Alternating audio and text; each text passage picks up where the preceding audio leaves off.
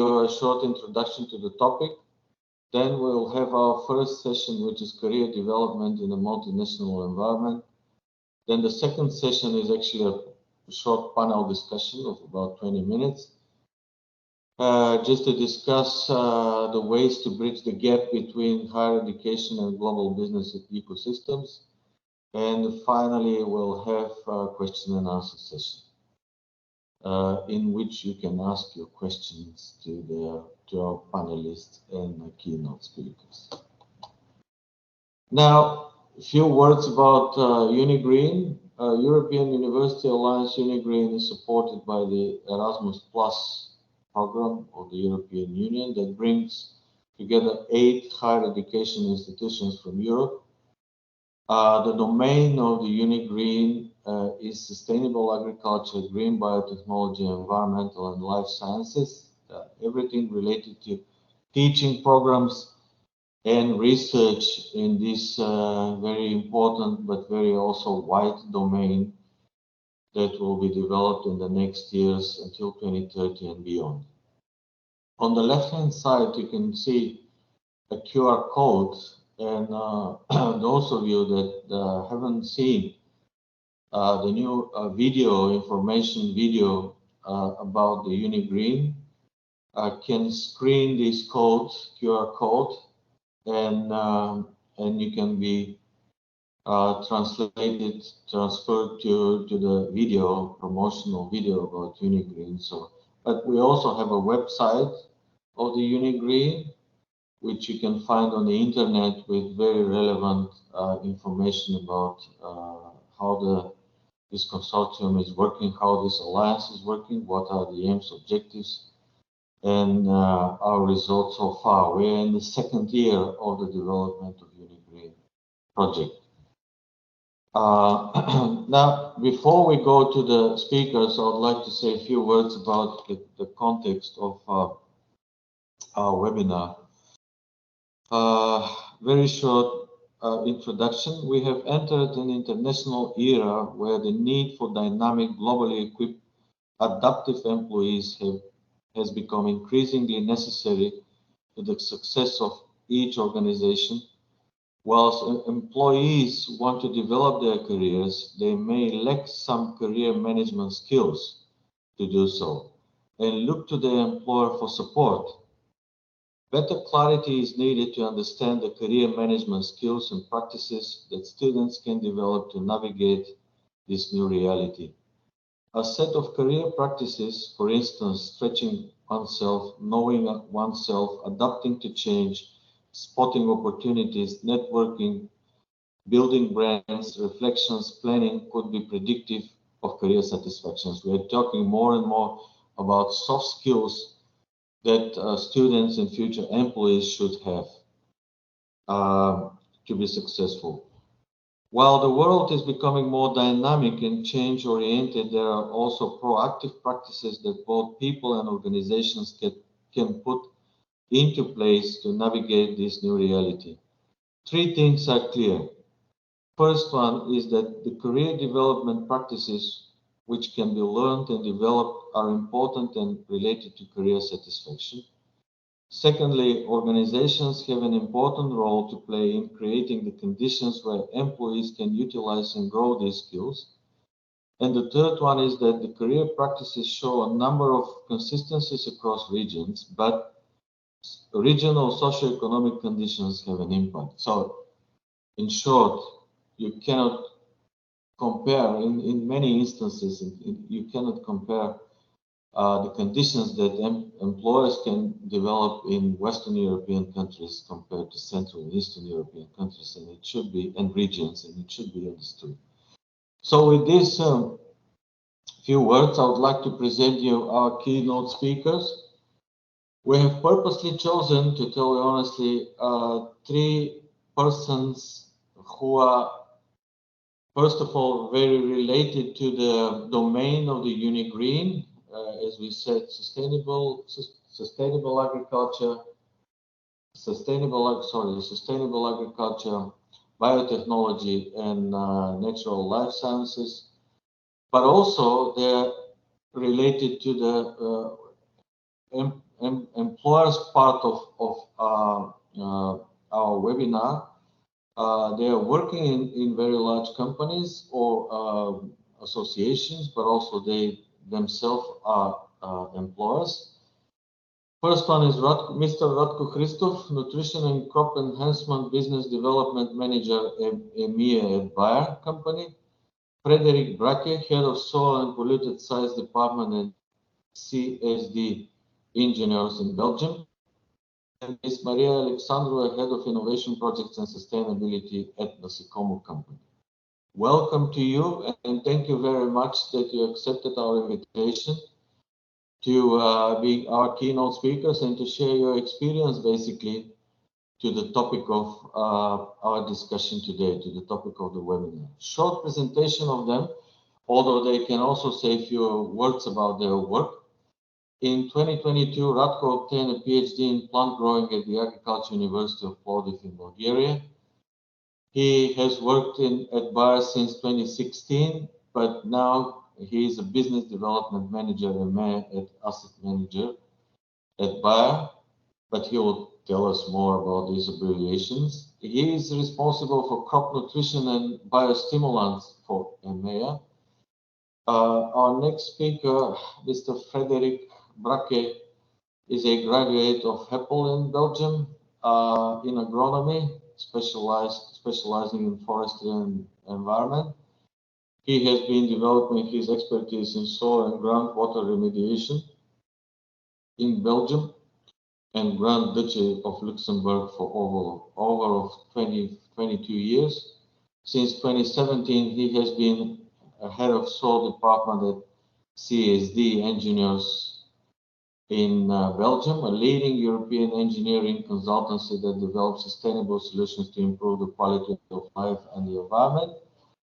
Its services cover the fields of construction, environment, and natural resources. He has also held a directorship with the Federation of French-speaking soil experts in Belgium since 2020.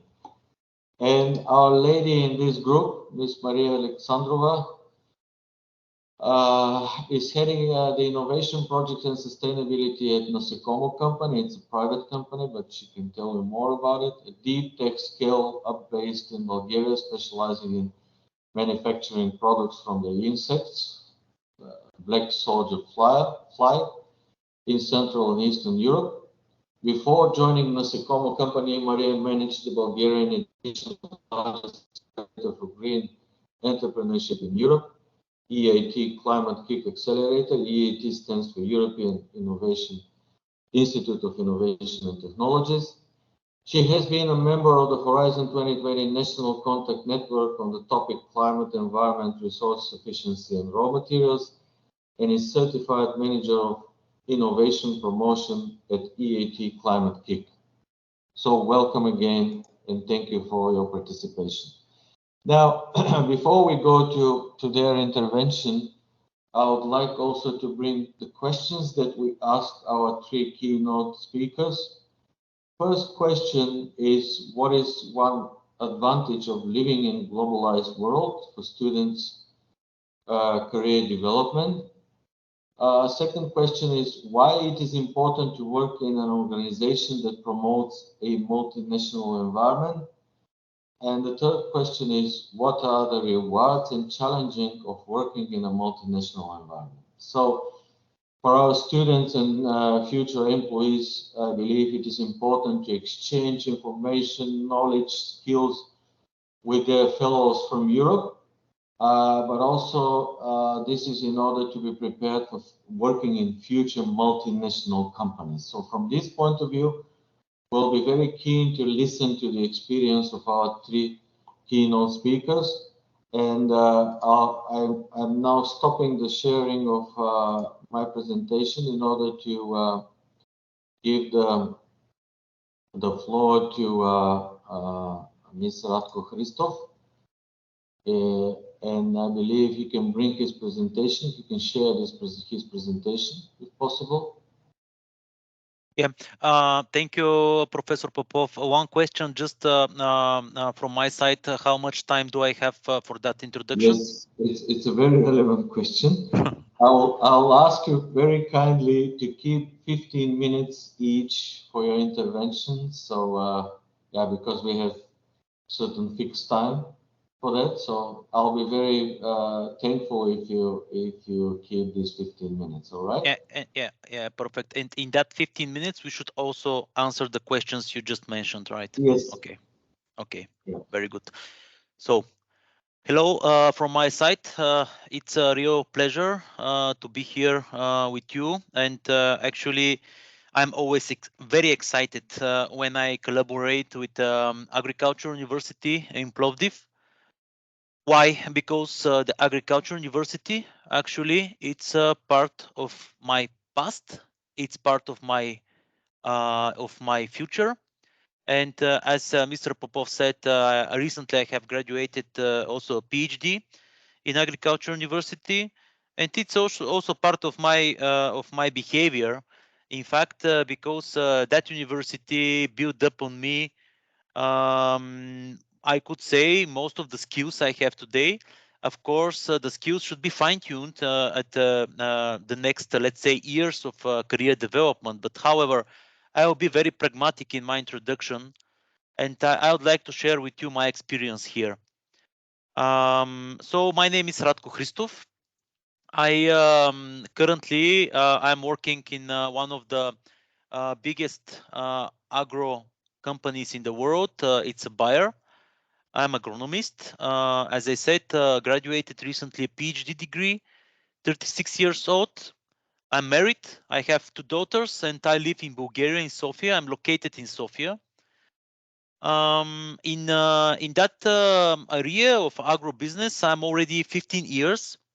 But in fact, I'm in that agro area from whole of my life, from the, let's say, kid, when I grown up in a family farm.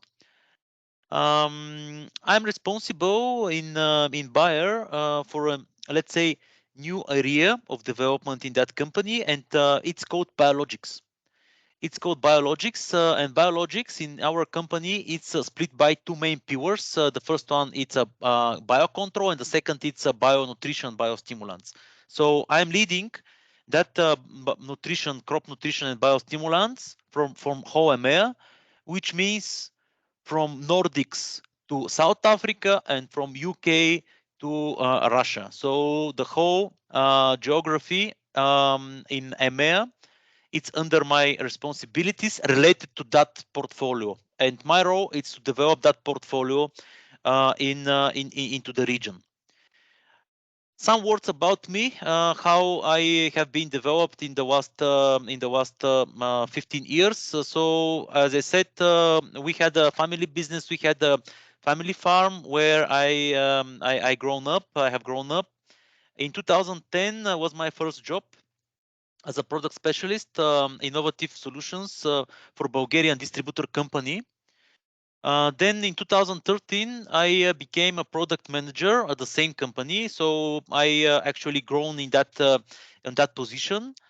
And in that moment, I was only 22 years old. So very young, just after the university. I could say did a lot of efforts in order to build my first steps in the career, and this was very important in that moment of time. 2010, I'm sure you remember, was one of the best, the beginning of one of the best years for agriculture in Bulgaria, and also in Europe. That area, that industry grown a lot from 2010 to 2016 to 2020 even. The growth was very significant, and I had a chance actually to be part of that huge growth in that area.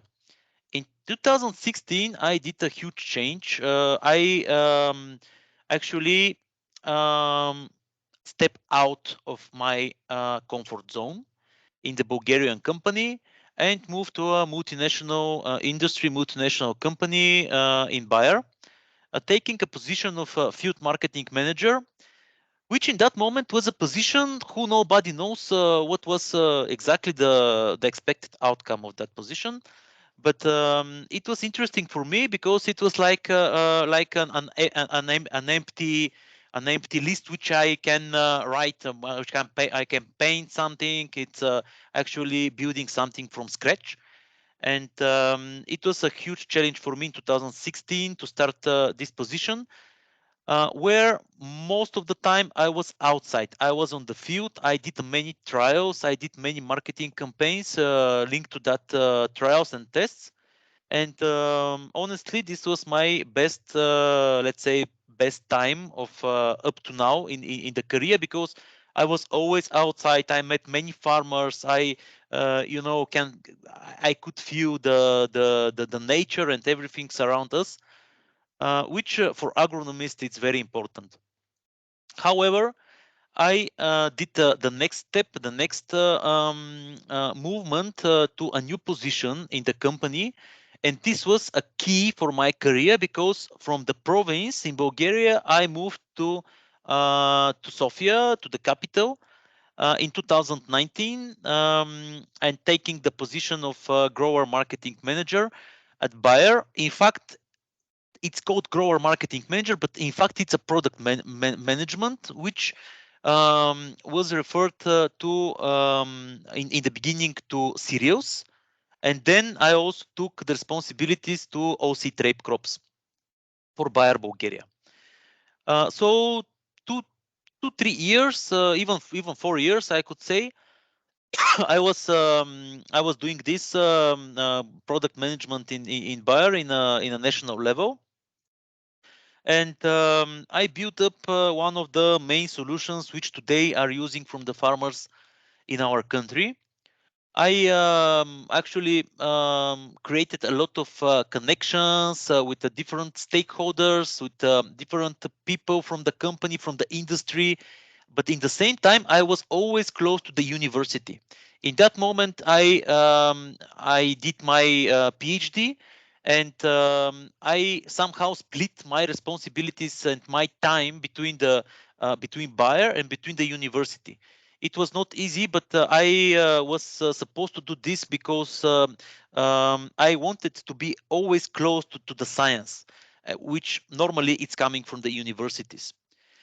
In 2022, I graduated that PhD. It was not easy because I started 2016 that PhD. So around 5 6 years, I was between the job, between the family, and the PhD. But in the end, I did it, and in 2022, I got this grade in agriculture university, and the specialty was plant growing. In 2023, I did the next step in my career. So I went to the EMEA region, which for Bayer means a lot. Uh, to step out from country, to step out from the country groups and to go in the region means that you are very qualified as a specialist. You are very let's say ambitious, and I could say very brave, because in the organization like Bayer, which is huge, to go in such intensive environment, it's very challenging. So I did this step. It was again very challenging for me, but yeah, I in 2023 I went to the EMEA region, and just in, I could say, 1 year after that, I was proposed to take one another position as asset manager for EMEA. So currently I'm taking, I could say, two main positions: business development manager and asset manager for EMEA, for the portfolio I just mentioned. Sorry, So Radko, what was the mayor again? Can you? EMEA, as I said, it's Europe, Middle East, and Africa. So Uh-huh. I'm responsible for whole European countries, for the Middle East, which is Turkey, which is Ukraine, Russia, and Africa.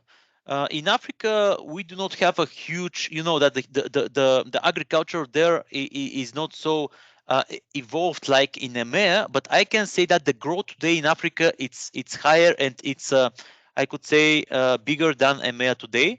So also they have their aspiration. They're very well advanced in a digital, especially in South Africa, and I'm responsible for all that countries, of course, with the support of the whole organization. Sorry to interrupt. I'll just want to bring you to the questions. What are the advantages? Just you tell us that you're working in this multinational environment already for years.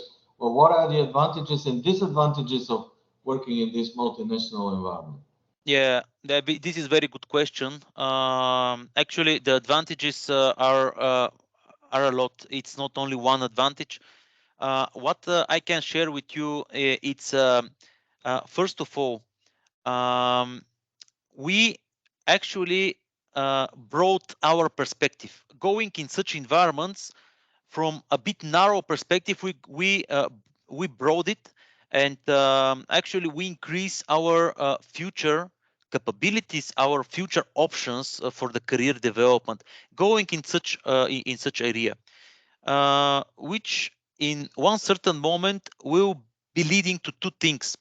The first one, two good things. The first one, it's a freedom, because today the today the world today, it's shaped like that. We can work from every place in the world with that technologies we're using even today. So I have the freedom to work from Bulgaria, from wherever I want, in a such high position. Of course, we can trip, we can visit different countries, we meet different people, but this is part of the job, which is also good, I could say. We see different places, we meet different people, and the most important for me is to collaborate with one of the most experienced experts in the world. Because imagine that today we are limited, but tomorrow we can reach out the whole world, the experts from the whole world, from R&D to commercial, giving you many options to grow. So this is one of the advantage. But in order to do that, you need to be very brave and to have a huge aspiration. Your aspiration to achieve something more than expected.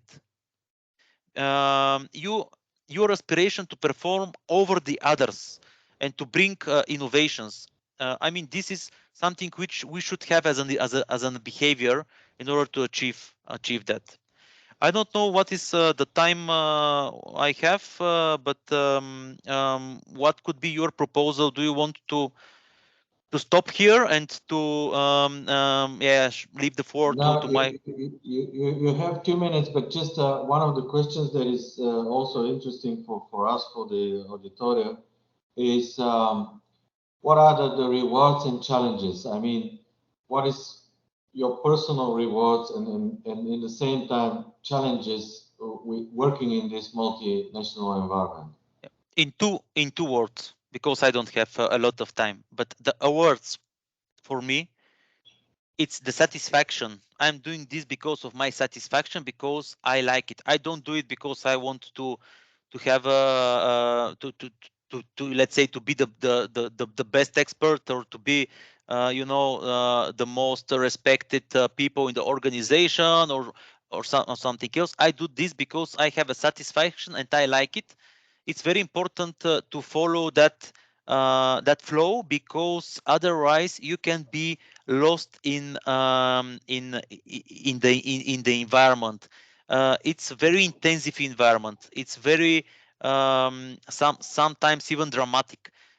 You should do the things because you like it, not because it should be done. From my perspective, so the satisfaction. For the challenges, for me, the biggest challenge which everyone from the students should do is to get out of the comfort zone.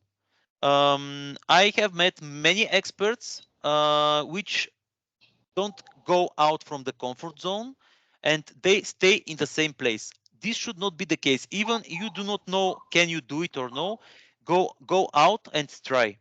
And you know that famous words of Darwin. It survived not the strongest, not the smartest. It survived the most adaptive person and the most adaptive animal, if you can say that.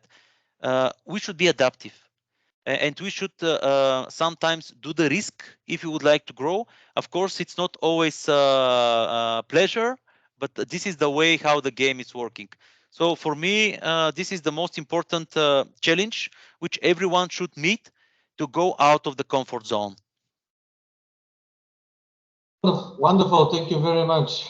There were a few key messages that I personally have taken from your presentation. I guess other colleagues, I have to mention, by the way, that we have in this webinar also our fellow colleagues from UNIgreen, from other UNIgreen partners besides Agricultural University of Florida, but we have also teachers and researchers from Agricultural University of Florida, but also from the other 7 partners in UNIgreen. You can see some pictures. You can go very quickly to make a Yeah, slide.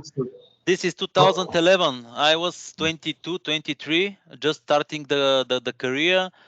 Some photos from the field, the open field, the tests we have done. It was a fun. I mean, with that photos, I wanted to show you that it's not only work. Sometimes it's also fun, and it should be split by work and fun. We should really be satisfied. Otherwise, we could go in a wrong direction. After 15 years in this intensive environment, I understood this thing. So we should really be to really manage our time between the work. Of course, we should work a lot, but in the same time, we should have fun, and we should have friends. So yeah, this is what I would like to share with you, and yeah, I hope that the interest in multinational companies will increase. It's a I could say huge opportunity. So let's take it. yeah, but I guess just to finish, I guess also the company itself should provide you with these conditions and these opportunities. So it is also important to say, to convey these messages to the multinational companies, that they have also have to take care for their employees and in the moment when the graduate students are entering into these multinational companies, they have to have a clear and very perspective career path in order to be satisfied. This is one of the messages, and I guess your case is very exemplary. That obviously you're satisfied with your career already for 14 years or so, something like that. Yeah. Wonderful. Thank you very much. We go to our second presenter, Mr. Frederick Bracke. Frederick, Yes. you can share your screen or Yeah. you can speak, up to you. Oh, I will share my screen. I've no, not a lot of photos like Radko, but it will fine. I have That's okay. two That's or okay. 3 sites. Okay. Okay. So yes, hello everyone. Let me introduce myself. My name is Frederick Brack, and so I'm 47 years old, married with 2 children, and I live in Brussels in Belgium. My mother tongue is French, but I speak happily Dutch and English. So it's good to know. I made high school in Belgium, called High School of Province de Liège, and in agronomy. And yes, as far as my career path is concerned, I initially intended to work in forestry. But once I had my diploma, I realized that the type of work I wanted, so like a forest ranger in Belgium, mean that I had to sit exams in the public sectors, and I must wait a long time to have possibilities to exercise the work. So it was not perhaps the good way for me. So at the same time, I applied for a variety of jobs. It was GIS analyst, project assistant in soil remediation, because I was driven by my curiosity about soil. Yes, it was the focus for me during my studies. And happily, I finally landed in my first job in soil remediation. It was a new sector that was growing rapidly in Belgium, but also internationally. And I started in the International HS Environmental Services Consultancy as a project assistant and then project manager during 5 years. So yes, international company, it was a benefit for me because I had contact with French people, with English people about the expertise of soil remediation. And I had also punctual opportunities to work in French, for example, on studies of soil remediation. And I had also the opportunity to practice several languages like Dutch and English, of course. I see, like you see, it's the good advantage to work internationally. You can practice several languages. And so after 5 years, I pursued my career in another consultancy. It was called Geosan. It was a little structure based mostly in Belgium. And we had also consultancy in France, in the north of France. And then with my experience with Geosan, I pursue my expertise as senior project manager on complex studies, and I developed new skills like commercial skills, asbestos issues, so a more wider experience and expertise. And then I punctually worked in France, for example, for studies and asbestos issues. And then in 2017, I had the opportunity to rejoin the CSD Engineer Consultancy to become a head of soil department for Belgium. And so about this company, I will show you some info on the screen. Yes, this is an international company based on Switzerland with several European branches. Belgium is, yes, we are about Belgium and Luxembourg, we have about 100 persons now. So yes, it become grower. We are also present in Germany, Italy, Lithuania, and this gave me now the opportunity to learn about the team management. Yes, new work, a lot of challenge after my technical expertise. And yes, and so I supervising the team in Belgium about technical points, financial points. Yes, I'm multitasking as we are asking to a manager now. It's very important to be multitasking. And so I have a lot of contact with my colleagues in Switzerland, and also a little in Italy. And in Vilnius, we are IT connected. So if we have a problem, issues, Vilnius, they are the IT specialists for us. So about, yes, to answer to the question, so for example, what are the advantages of living in a globalized world? But for my personal and professional reason, it's very important to have a lot of contacts because I work in an activity, the soil remediation, which is constantly changing. There are new pollutants to resolve. There are changes in toxicological standards. Sorry. And also a lot of new scientific studies, but I must be at the last now of the technical things. I must be constantly up to date about it. So the international sphere is very important for me. And also the international nature of our knowledge means that we can regularly exchange information with people from all over the world.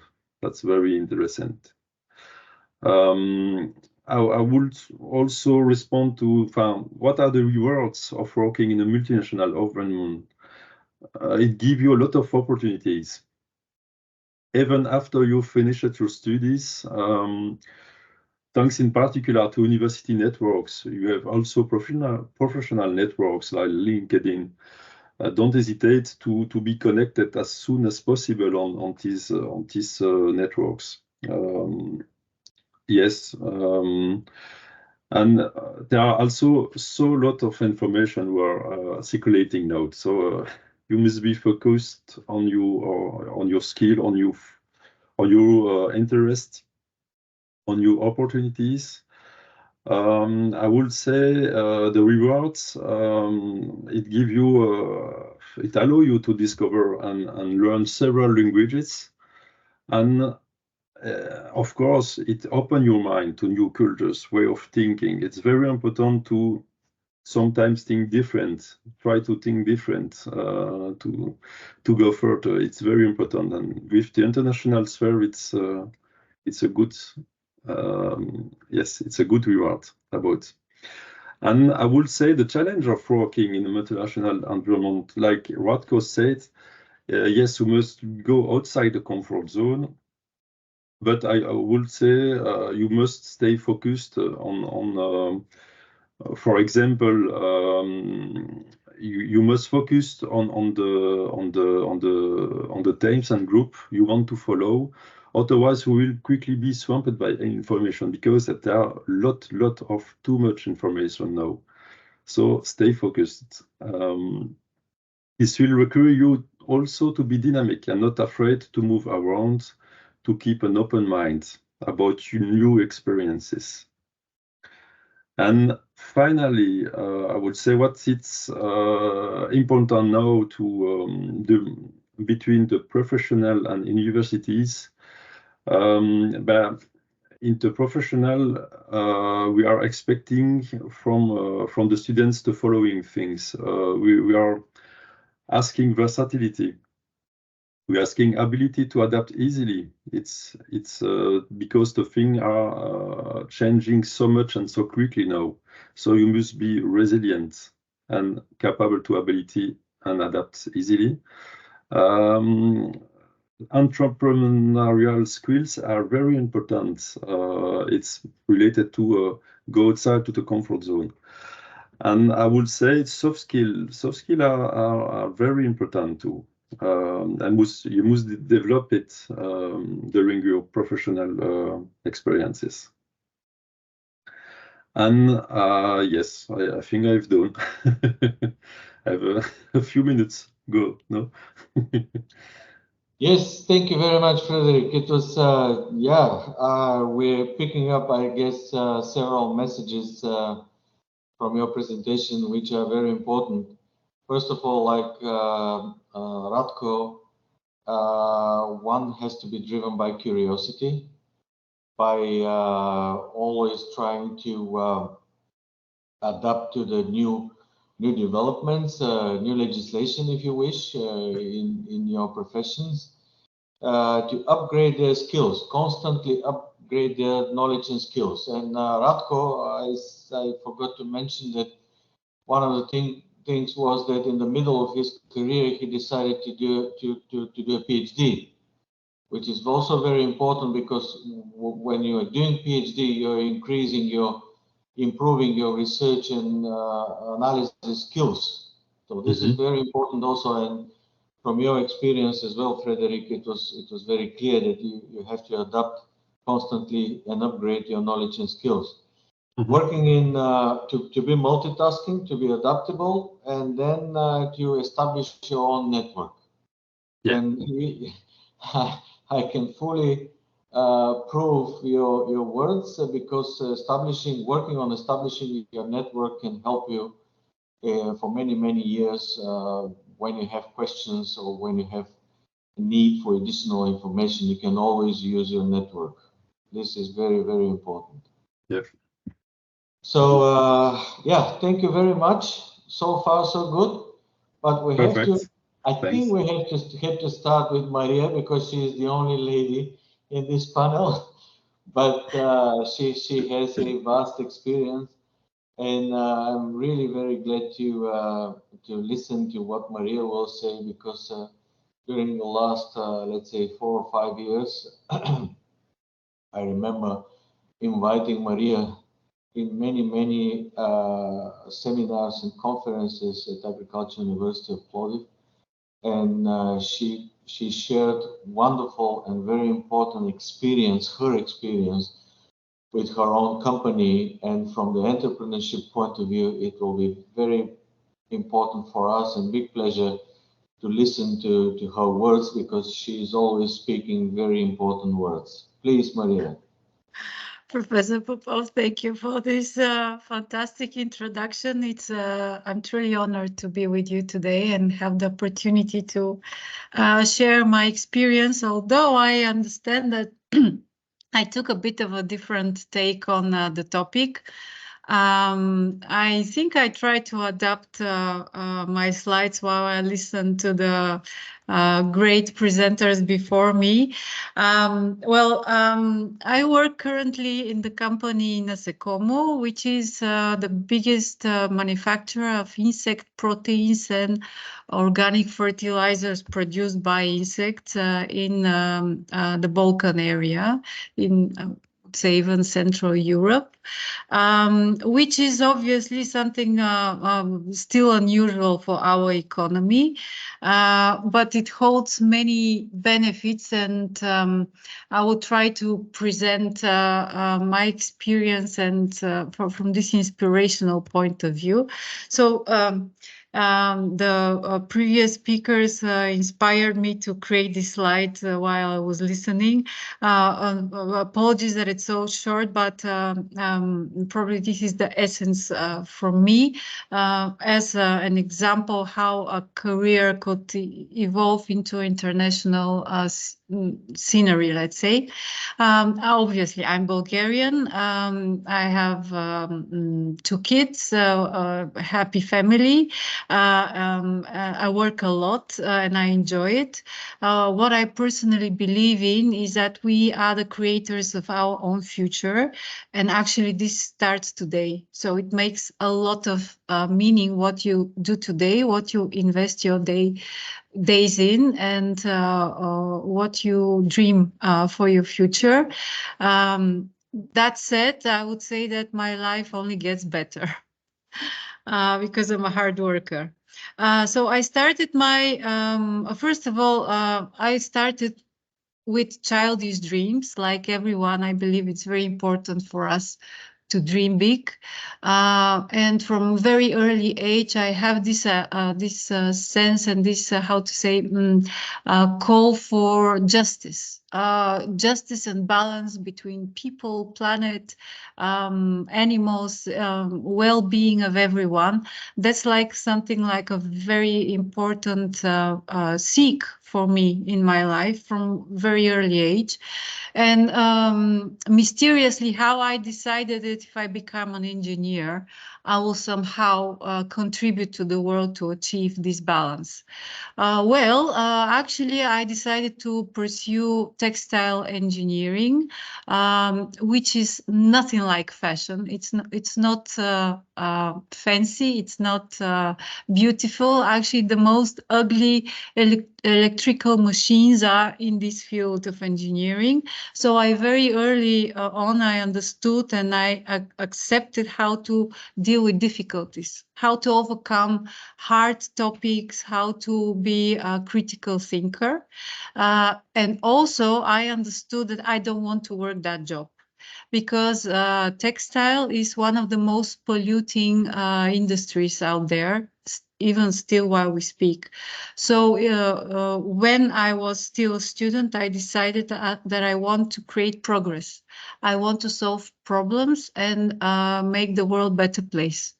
However sugary that sounds like. But then I jumped into the field of organizing processes and optimizing processes. I decided that's what I want to do.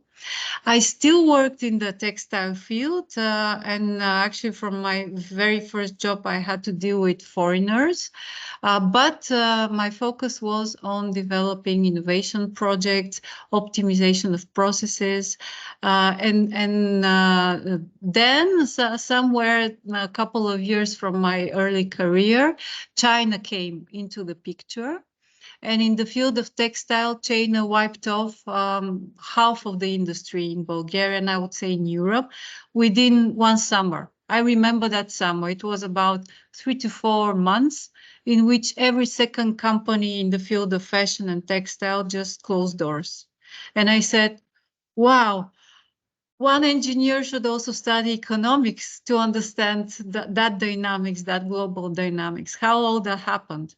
So I jumped into the international economics, and this is where I opened my mind and understood how the globalized world works, and that there is no stopping in the globalized world. We cannot stop that process. We need it as humankind. However, we can do it smart, and we can do it with respect to nature and to people. And this is how I continued to delve into the field of innovation. And I got very passionate about entrepreneurship. So how to put green ideas, great ideas into practice, and how to make them successful, how to turn people into these great ideas and embrace them. So my job helped me to actually take roles as an international project manager. It brought me to know more than 25 countries, and I am proud to say I've worked with more than 300 international organizations from all over the world, which is incredibly enriching. And you know what? Actually, you see a myriad of opportunities in front of you. So you never have a point where you don't know what to do or how to continue, how to evolve yourself as a professional. I would say that this is probably one of the greatest benefits that you can get if you're working into international environment. The other thing is that, well, the topic is green. So my personal belief is that there will be no other business very soon, except the green one. There will be no possibility to do harm to the resources of the world, to people and to animals, and be successful. That game is over. So the earlier you get into these kind of companies, into this kind of business, the better for you. And as once saying famously, I would quote one saying very famous, but I'll rephrase it in the end, is that if you do the job that you like, you will never have one working day in your life. I would say if you go into the sustainability business, you will have every day full of meaning, and you will invest your time in a better future for you and for everyone you know. So with this, I would like to present you very briefly Nasecomo, and probably just the accent how an international company looks like. So obviously Nasecomo is dedicated to solving two global challenges. One is the food shortage. We are growing as population, but we need more food. And the exhausted planet that is not able to support us with that amount of food. And in the same time, one human problem that we try to solve is how to stop wasting food, because actually, as we speak, 1/3 of the produced food with all these unsustainable farming practices goes to waste. It's never utilized. That's not possible to sustain. Therefore, in our company, we try to develop technologies to put into practice circular economy. And we do it inspired by nature. We do it through this insect, which is on my slide, which is called the black soldier fly. So what we do with it is that we use its amazing metabolism to bioconvert and to raise the value in agricultural low value streams into protein, which its larva phase is full with, and bio fertilizers, which are suitable for organic farming.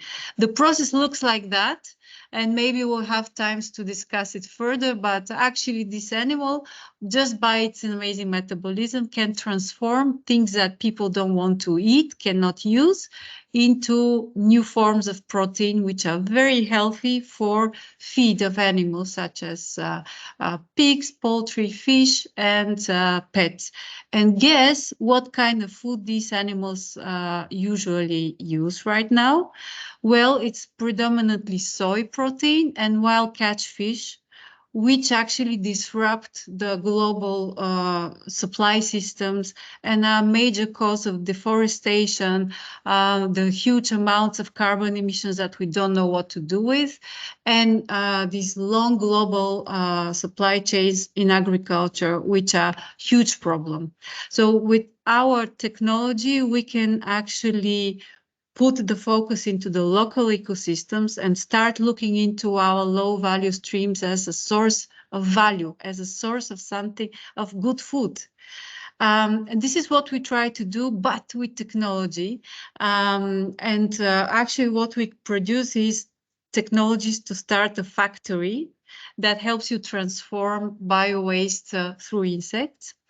And adding to it digitalization and all these new technologies, and also knowledge about genetics, we can do this in a decentralized way. And our idea is that these factories can help entire Europe to use its low value streams and start this sustainable manufacture of proteins. So the company started as a startup, and it was founded, you guessed it, by an international team. The team is built by French entrepreneurs and Bulgarian entrepreneurs. And currently we have employees from 7 countries. As you see on my slide, actually all over the world. I have colleagues from Mexico, from Ukraine, from Poland, and it's incredibly enriching, but also it helps you evaluate the real virtues of people, because people everywhere in the world one and the same in its core. We dream about better future, we dream about connecting, we dream about acknowledgement. And when you are in an international team, it's incredibly enriching to reach to these truths that connects you to the whole world.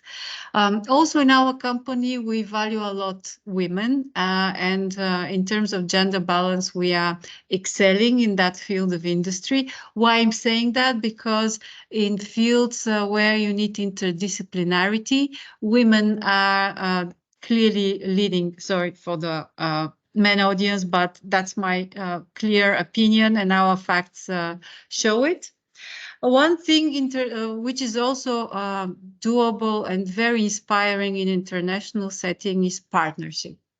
So especially I put this slide because I'm very grateful to the partnership we have with Plovdiv University. We are very inspired by the way that Professor Popov and his team actually lead the development of talents and of good research.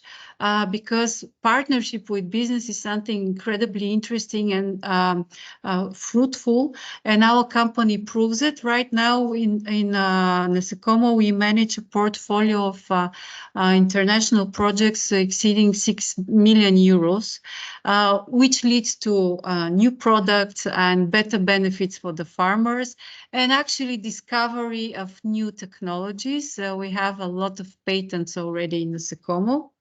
One great example how a young professional can evolve using its background knowledge from university is our colleague Magdalena Tsvetanova, who did an internship from Utrecht University in Nasikomo, where she finished her master degree. In collaboration with the university, we actually helped her develop practical skills while she finished her degree, and now she's an employee of Nasikomo and continues to develop the topic of sustainability. Another thing that maybe I should emphasize is that you can visit us. We love visitors. We are located close to Sofia, and we develop right now a demonstration center that puts in front of investors and audiences like students and university professors all these new technologies that we develop, because this is the way to inspire transformation in agriculture, according to us, by transformative partnerships. Yeah, these are pictures from the visits that we host at least once a month. We have groups like these amazing students. This is an international group of students that visit us last week. We share our technologies. We get them acquainted with the insects. We talk about the sustainability problems in the agriculture sector. And this is actually how we build a huge network of opportunities, not only for ourselves, actually for the entire community. I want to pay you finally attention to one active internship program that we have open right now. If you are interested to get more, to know more about us, or to try to work with us in that interesting field of the emerging insect industry, give us a call or send us a CV. We are always open to discuss. And maybe finally, because the idea of today's event is to summarize what skills you need to invest in to do a career in international setting, especially in the green field. I would say that, first of all, respect what your education is and be good at it. Develop good knowledge and be instrumental in what you learn. In our field right now in the world, there's so many problems to be solved that no matter what you study, there is a place for you if you want to contribute, and you can become a good professional no matter what your field of education is. My career is such an example. I've switched a myriad of roles, and I believe that this is even more needed right now than compared to when I started. Second thing is critical thinking is something incredibly important in our field of work, and if we want a better future. So we invest in critical thinking. There are many ways to develop that. One thing is in university, if you're good at your projects, but also you can try to see if you're good for entrepreneurial projects. So if you can develop well ideas, if you have the mentality to be a creator and to be idea developer. The next thing is in the field of soft skills. I'm not sure that it's correct to say that these are soft skills, but communication is very important, and especially to be a good listener. That will teach you a lot and can drag you a long way ahead. And also, I would say that besides being a good listener, to present yourself well is also a very essential skill for a young professional. To present what you know, to present your idea, and to connect with people so you can bring benefit into a certain team or into the company that you dream to work in. And finally, be meaningful. That's my final point. Don't compromise your dreams and insist on delivery of benefits and of meaning through your work. Thank you. Right. Thank you very much, Maria. Again, it's very important messages. Wonderful. I'm so glad that, yes, Radko, you're right to clap your hands. Wonderful, wonderful presentation, because we're just taking these words from the source. You're entrepreneurs, so we are really listening to your messages, I guess. And there are so many important messages. I'm trying to write them down, and probably after the seminar, we'll give these messages to Anna and to our friends and colleagues from UNIgreen. But I guess all of our participants today got this very important message. Very inspiring, by the way. You're always speaking in such an inspiring way for the young people. Now, without any delay, because this is good that actually you are taking the word final word from all the three keynote speakers, because being an entrepreneur gives us opportunity to go straight to the second panel, second section of our webinar, which is the panel discussion on how to bridge the gap between higher education and global business ecosystems. And we can very easily go to the questions related to this topic.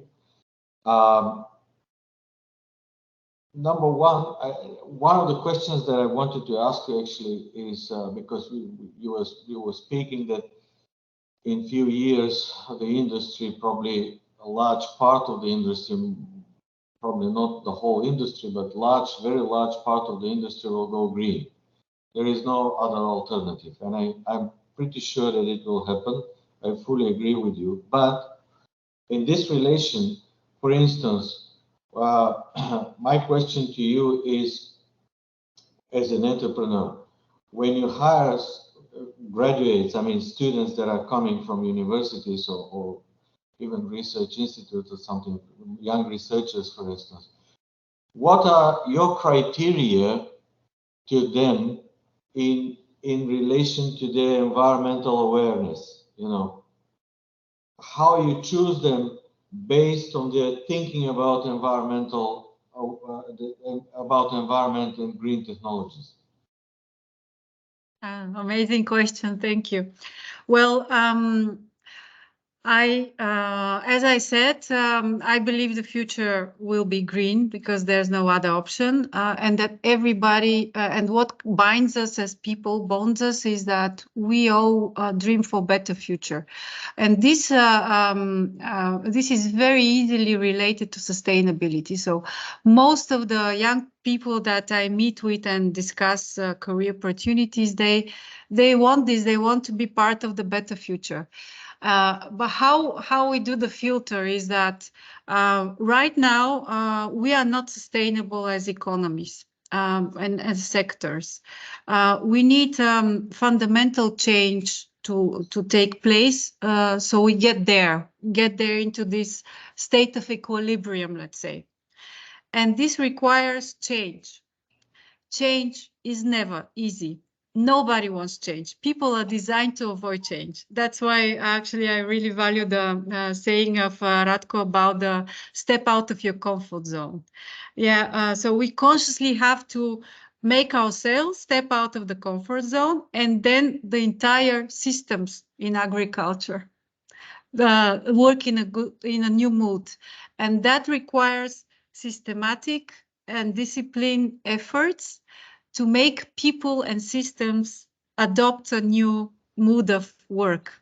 That is actually very difficult, and it's not very romantic to sometimes to how to say to experience it. So from a new professional, my top criteria is awareness of this process, that your role is actually to lure everyone into change, and that requires discipline efforts. You should plan that well. You should accept that success will come slowly, I would say, but surely, because on the transformative path, that's it. We transform. There's no turning back. So everybody will be getting benefits, but it's a slow process and you have to be systematic. And then what really wins me is when the person shows that he is ready to learn constantly, because in that field of work, you get surprises every day. You need to know the newest knowledge. In our case, with our scientists, we sometimes have to discover where the knowledge is. We don't even know the answer to a question. But to have the eagerness to go through this process and look for and learn from bad results, from mediocre results, but to continue because you have to resolve a challenge, that's what wins. It's very okay for a young person not to be knowledgeable enough, not to be experienced enough. We can change that. Actually, when you go to a job, you change that immediately. But to be afraid to learn, That's something we cannot change. That's a mindset that you should obtain it in a very early age. Yes, indeed. You can. I fully agree. But I think when these graduates show their willingness to learn and to think in environmentally, how to say, conscious way, then also the employers are keen also to transfer some knowledge or send them to extra courses or something like that. I can imagine. Absolutely. Yeah. And I would say here that the role of the university is pivotal. It's extremely important.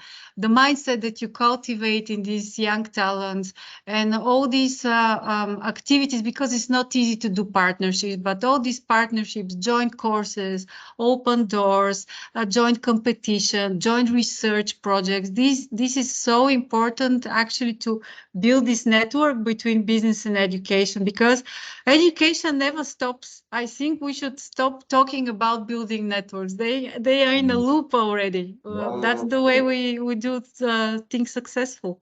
And then it brings me actually to the next question to Ratko, because yesterday we have spoken with him that also all these companies, large companies, multinational companies working with pesticides and fertilizers are impacted by the Green Deal and, for instance, farm to fork strategy, where we have a target of 50% reduction of toxic chemical pesticides. So in that case, Ratko, I can imagine that you can also, you're looking constantly when you're going to different countries for young people that are environmentally aware and want to work in this direction, isn't it? Yeah. No, this is very good point. In fact, companies like Bayer will be highly impacted from the changing environment. But this is a company which is with the history more than 130 years, and we have been passed through that changes through that years many times, and we know what we should do, what we should plan in order to continue our journey and to continue to aim, let's say, to our goals. But in fact, what we're doing today, it's switch from chemical environments to biologics. This is something which our company invest a lot, and we really would like to have partners and employees which are developing and which are targeting as a mindset such biologics green environment. Due to that purpose, we also probably but we also take to our portfolio seeds, because seeds are also a key element of the future of the green future, the genetic. I would like to mention something about planning, because nobody knows what will happen, as also Maria said, but we should plan, and also the young people should plan. Who knows what will happen tomorrow? I don't know. Even I don't know what will happen tomorrow. You can see that the environment is so intensive. The world is in a big mess, wars and so on. But nevertheless, we should plan. And for me, it's a matter of mindset. It's not a matter of skills, because the skills can be learned, the skills can be trained. The young people, if they have the right mindset of going forward, to have this aspiration to develop themselves, it's okay that they don't know something. It's okay that they don't have soft skills. It's okay, for example, that they are not aware of some economic discipline, or I don't know, some things which are out of their scope. But they will learn this for sure. And we as a company, we as Bayer, provide such trainings. And believe me that this is the let's say the smallest problem we have. We can train the people in the best possible way. The other problem, which is bigger, is the mindset. So when you go somewhere, when you have this this passion to go in that direction, your mindset should be set in such way that you can do and you can, you know, sacrifice yourself even in order to reach your dream. And this is what we are looking from the young generation, to have this let's say sacrifice behavior in order to go to step in to you know to do everything is needed in order to reach the goals. The other things are easy, and the organization like our yeah can provide all these things, but the adaptation is very important, and this is what really we need when we hire different people from different organizations from different institutes, and even from competitors. We're looking for such things, to have this passion to go forward, to fight and to reach the goals. Yes, yes, yeah, very important. Also, I will have a question a little bit later to you in this in relation to your experience. But Frederick, Yes. just one of the topics that are one of the questions actually and topics that are included in this panel discussion is the career path. So you explain us that you have been driven from your curiosity and wish to and desire to work with different people in different environments to create a network. But do you think that this career path should start from the student's bench? I mean, from the beginning of the education in the universities, and then each student should have this career path. What is your opinion about it? Yes, but I have the same opinion, because when also I am recruiting persons, and I see that I'm looking at the study route. For example, the right subject of the dissertation of the thesis is for me very important. I think that students don't think that it is so important to. It's the first step to professional route. It's your thesis or dissertation. It gives you a basis of experience, and yes, and you know it's the same thing in the world. Professional want to have experience from the person, but yes, if you go out from the study, you have no experience. It's I heard this always, but yes, your first experience is your thesis and dissertation, and that it's very important. Yes, I see you also. Yeah. I support you in that. This is because we are university people here, so we know how important it is, and I fully support. It starts from the dissertation, for instance, from bachelor thesis or master thesis or PhD. So therefore, UNIgreen is actually, because Anna is also here, just to mention that UNIgreen is targeting also joint PhD programs and joint master programs between 8 universities in order to, and you know that now the big thing in Europe is to create and to legalize a common European degree label, so university degree label. So students from Belgium can receive this, or students from Bulgaria can receive this diploma, European diploma, and she or he can work anywhere in Europe. So this brings me to the issue that the master thesis or PhD thesis topic and the work that the students are doing through this study and research and education is very important because the employers like Maria, they can look at this the CV and the PhD thesis, say, okay, we need this person because we see that for 3 years or 4 years he or she has been working on such topic that is very relevant for us. So bring it here. So come on, we'll be accepting you in our company. Very good point that you're bringing. Thank you. But please continue.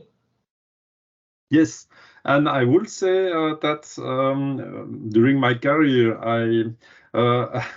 in comparison with Radko, there was no plans. I made a first job, and then I had an opportunity. I took it, and for personal reason, I was guided by these opportunities. And don't say no when opportunities come, I would say.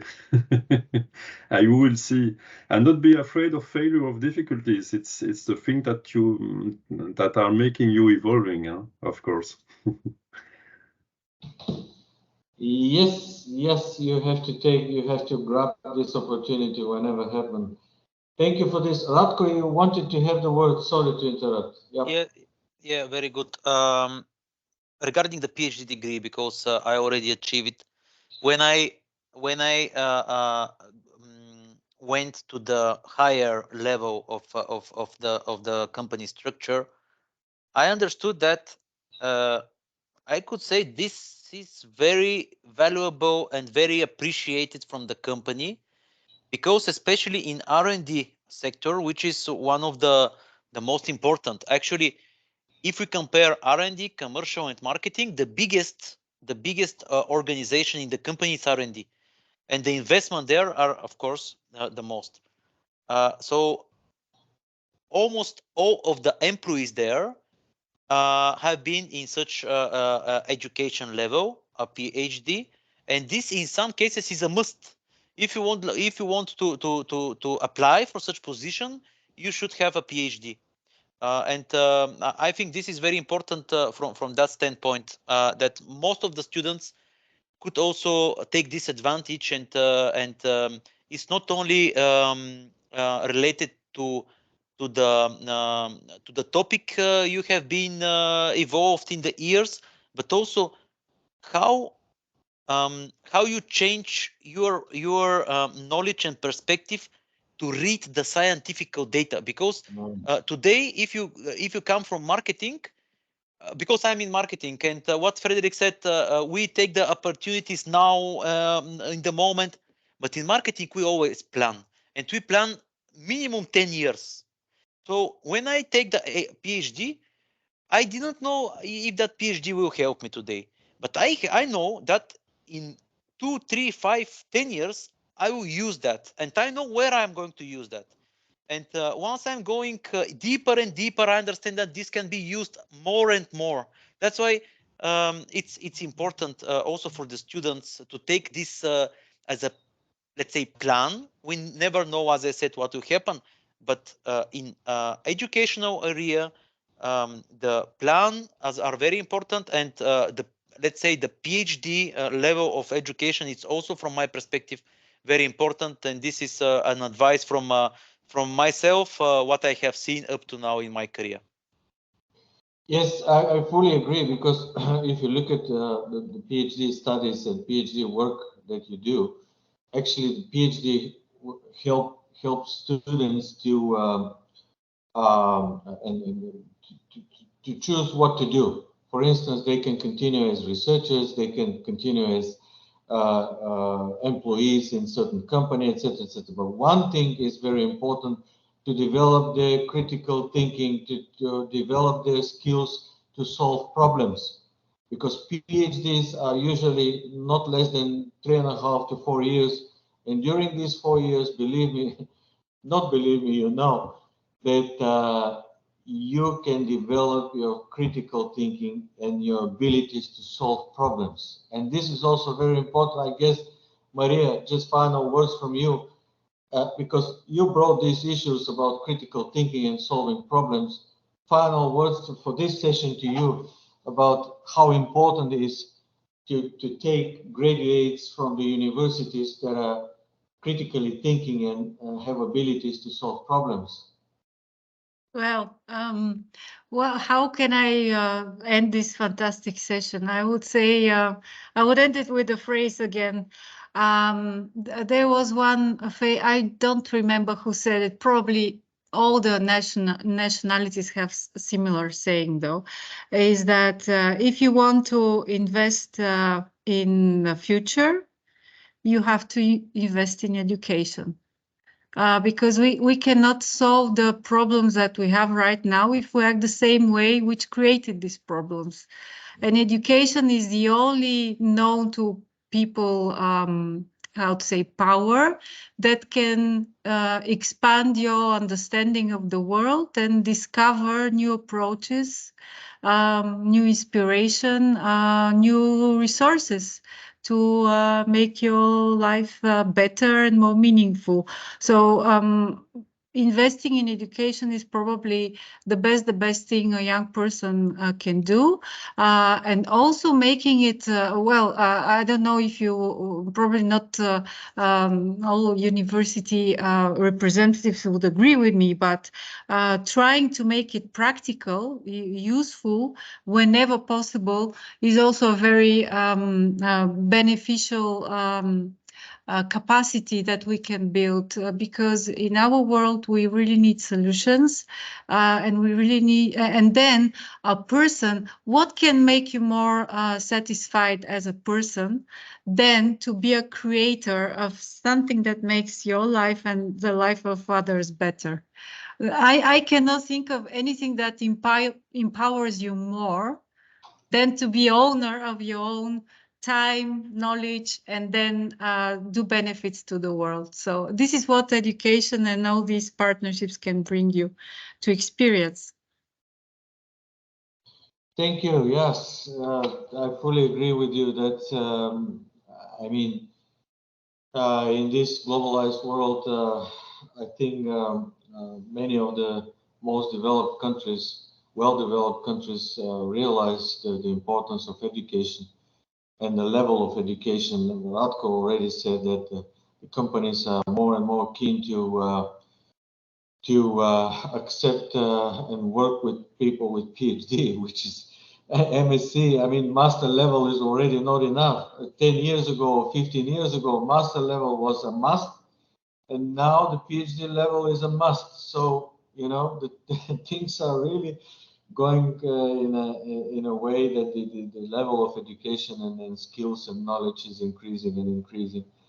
Now, thank you very much. I'll ask you, I'm kindly asking you to stay another, let's say, 10, 15 minutes to give the floor to our audience, to participants in our workshop webinar, to ask questions. And now I'll open this final question and answer session to all of our participants to ask questions to our panelists. Please. Professor Popov, if I may, anyone not wanting to open the microphone can use the chat to ask questions. And within the spirit of asking questions, I would like to ask one myself. We've been talking about soft skills. We've been talking about foreign languages as well as other types of soft skills mentioned. I wanted to ask our keynote speakers, who, by the way, gave us incredible insights, whether intercultural skills are important and to what extent. I mean, working with people from different cultures may pose some challenges, and how can we overcome these barriers? Do intercultural skills matter in your daily work when interacting with people from other countries? I would like to hear from you. Thank you. Thank you, Anna. Please, you can answer this question from your experience, from your. I think. Yep. I think all skills are important. It's not. For example, I can give you an example from my colleague with a marketing background, which switched the job being a marketing manager in agricultural agro company, a huge one. It's a multinational one. And she was not an agronomist, only marketing. Yeah, she faced some challenges. I mean, the agronomist background, it's for me, it's key. It's very important. It's give you the power Everything beyond agronomist background, it's of course good to have. It's of course it's an upgrade, upgrading you. But this agronomist background means that you know what's happening. I mean, you are aware. You are close to the people's problems, and for me this is a key.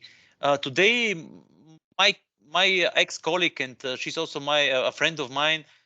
It's facing huge challenges because of that, and she should do something. This is also a case for me. Me as a people who have reached the maximum of agro education, and today in the position which I have as an asset lead, asset management, and also business development manager, I really need some I don't know, business administrative master degree or something like that, which should support me to continue to grow. And it's okay. I mean, when I reach such direction, why not to take another step, to do another action in order to fulfill the needs of your aspiration? And it's fully okay. Regarding the communication between the countries, it's really useful. I mean, these skills are very important because we are very similar, but also we are very different. And you know, different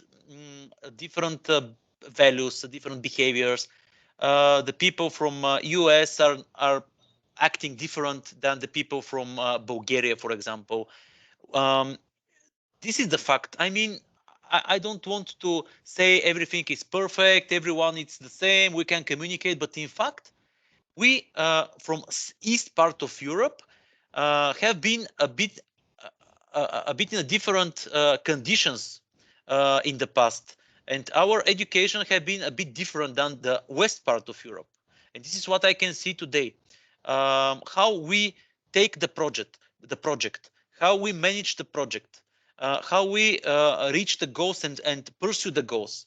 I really personally do see some differences, which can be, of course, managed, but we should take this into consideration and as fast as possible to go in that environment in order to understand how the others are doing the projects, how we're doing the projects. For example, for Bulgarian, we are always result oriented. We would like to the result today and now. While the others are more project oriented. They would like to follow the steps, to follow the rules. This is my personal experience, and I will be very honest with you. In the beginning, it's not easy, but this is something which could be learned in the experience, in the years of experience.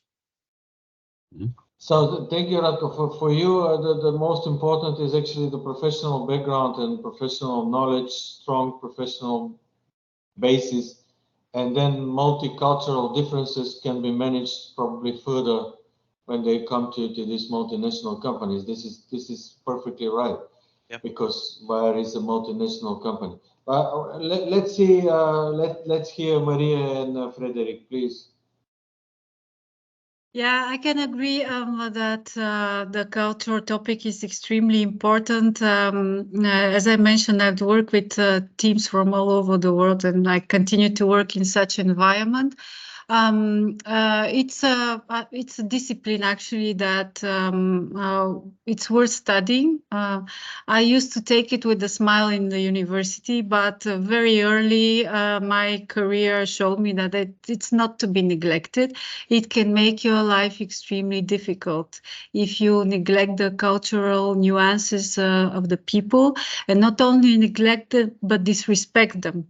This can make people shatter completely, and can make your job very difficult if you depend on the others, and you always depend on the others, simply because you misinterpret signs, body language, cultural history, things that are of extreme symbolism to some people. These are topics that you have to educate yourself and respect them. But if you do that effort, then what comes next is that you have an incredible strong tool to bond with the others. And when you reach through these cultural differences and you talk to the essence of the person, then you can influence them. And that's the highest level of communication, not only to convey your information, but to influence your listener with your idea. And in my job, that's actually what makes the difference. That's what makes you successful. So therefore, understanding the different cultures is extremely important. I also would go one step further and say that in the business of food, in agriculture, that's even more sophisticated, because food is something that people take personally. When we talk about crops, genetics, pure soils, that becomes personal. That is our health and our choices every day. So culture goes that deep, and we need to work with it, and it could be very rewarding. Thank you, Maria. Frederick, please. Yes, I would. Yeah, you have said a lot of things too, so I will try to complete it. I will say that it's very important to manage your own soft skills about open-minded, respectful, don't judge. You must see the benefits that another people with another culture can give you another way to think. And other way to think is also is positive, I think. So challenge the state of mind from the person from another culture too. So the both sides must be respectful too. So it's very important. So I will put more the soft skills issue to resolve and to improve it. Yes, thank you. I fully agree with you because yeah, last year I participated in a conference. I think it was in October or November, in organized by EAT Food in Brussels, and during one of the sessions, our colleagues from Western European countries emphasized the importance of soft skills. So